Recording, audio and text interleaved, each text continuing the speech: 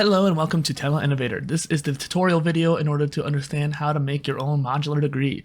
This is a poly and content episode, which means that there's going to be a blog post and podcast accompanying this. The podcast is just the audio trimmed out of the video, but the blog post is separate and it's going to be something a little bit different. So you can use both. Use the video as a quick guide, use the blog post as a long form, kind of more detailed guide.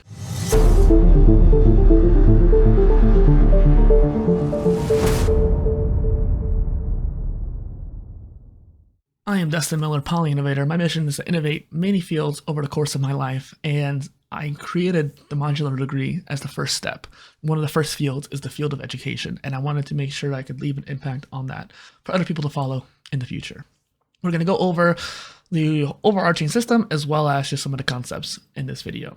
So right off the bat, I have the template right here. This is what you're going to get when you duplicate it. Up here in the corner, I have a little duplicate button. Once you get the link, you can duplicate it, change it how you like, change what I definitely encourage you to find ways to make it your own, whether it's the terms you use for organization or perhaps just what you're focusing on when it comes to courses or podcasts or blog posts and that kind of thing. So right off the bat, we have a lot of resources up here. I wanted to make sure you were nice and ready when you joined in.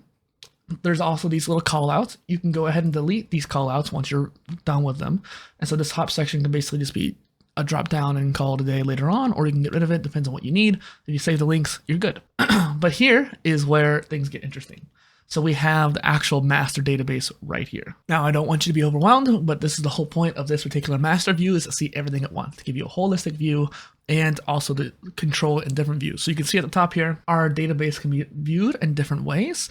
So let's skip the semesters for now and look at these. These are all different content types: courses, audiobooks, podcasts, books, articles, and videos. They're all different things you can use in order to learn whatever subject you are trying to accomplish with this mod degree. Each one of these correlates to a different view down below. So if you look down here, we have different sections, these different colored sections to make it a little bit easier to figure out which ones are which. Now, each one of these is the same database, but only viewing that one content type. So over here you have courses, over here you have articles, that kind of thing. And what's really nice about this is that if you want to just look at like, hey, I have the patience to read an article right now, but maybe not a whole book, and I don't really want to watch anything. You go into the articles, you call it a day. Maybe you have a couple extra hours one day and you want to start reading a book towards your degree, then you can go into there. So we have short form on this side and long form on this side. And so each one of these different views will give you access to that same one in case you just want to view it there, but I find it was a little bit easier to have a separate section just down here too. And then you have the semesters. And so the way you organize your modular degree is all up to you, hence the modular aspect behind it. For me, I kind of wanted a pseudo-traditional structure where it was one of those things where I have different semesters about different topics. So the first semester was marketing, the second semester was, or the first semester was global business, and then you can kind of expand from there. And so you can actually see below right here, this is what mine looked like if you just wanted an example. So I had semester 1, business, then smart cities, and then sustainability, blah, blah, blah, blah. And it was one of those things where that's how I organized my particular mod degree, but you don't have to do that your way.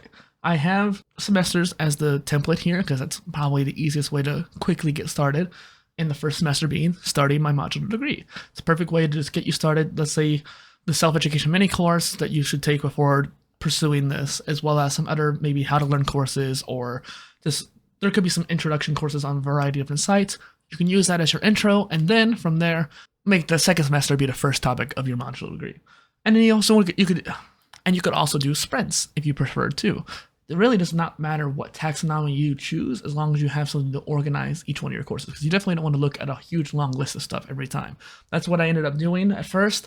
When I first started mine, I used Google Sheets and there was no way to group it or organize it except for just making new sheets. And that was something that got in the way quite a bit. And so I was looking at 400 courses every time and it was overwhelming. Even for me, and I like overwhelming, it was too overwhelming. Eventually I moved to Airtable and you could do groups, but it still wasn't very functional enough for me. And so I ended up moving to Notion, and that's where I found myself most able to apply the knowledge I had for learning and the way I wanted to learn. Now, as I said before, each one of these are different views for different content types.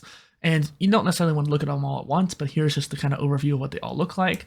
And then next we actually have conversations. This is something a little different than most learning methodologies because tracking your conversation with people is not something a lot of people do.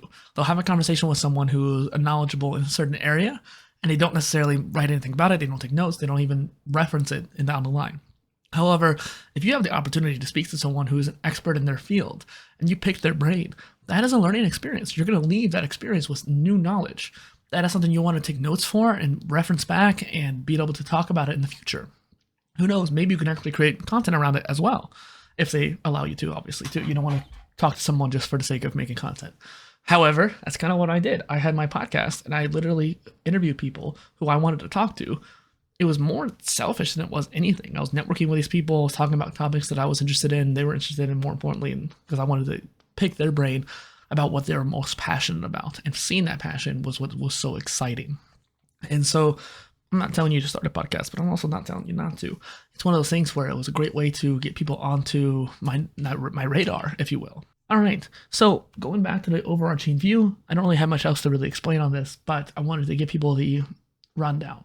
You have this template. What do you do with it? Well, take some courses, start learning, experiment. The whole point is for you to experience it kind of your own way.